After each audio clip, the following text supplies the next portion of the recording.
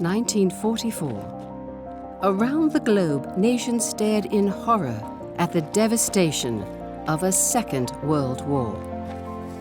But even as the battles raged, global leaders planned for a new era and a post-war organization for peace.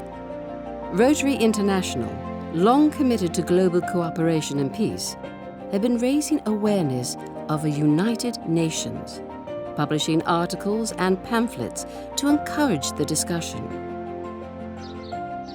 Finally, in June of 1945, the eyes of the world were on San Francisco as delegates from 50 countries gathered to sign the UN Charter. The Conference of the United Nations on International Organization is now convened. Even as they gathered, delegates read the headlines proclaiming the end of the war in Europe.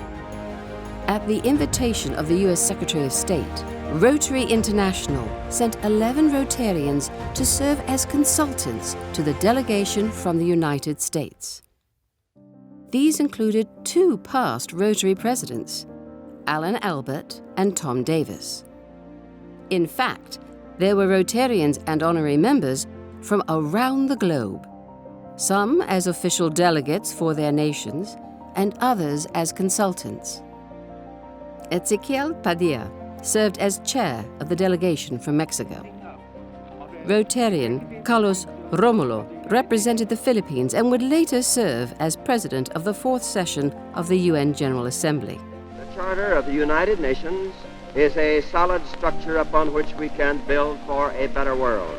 History will honor you forever. There was a triumphant ceremony as representatives signed the charter for their nations. Joseph Salem from Lebanon was just one of the Rotarians who signed the charter on behalf of their countries. U.S. Secretary of State E.R. Stettinius was a signatory for the United States. He later described the invitation to Rotary International as a recognition of the practical part Rotary's members have played and will continue to play in the development of understanding among nations. Rotary's participation in the UN Charter Conference was just the beginning of a humanitarian-focused collaboration that continues. Today, with a vision they have shared since the beginning, the United Nations and Rotary serve as examples of global cooperation as they lead efforts to promote peace, development, and world health.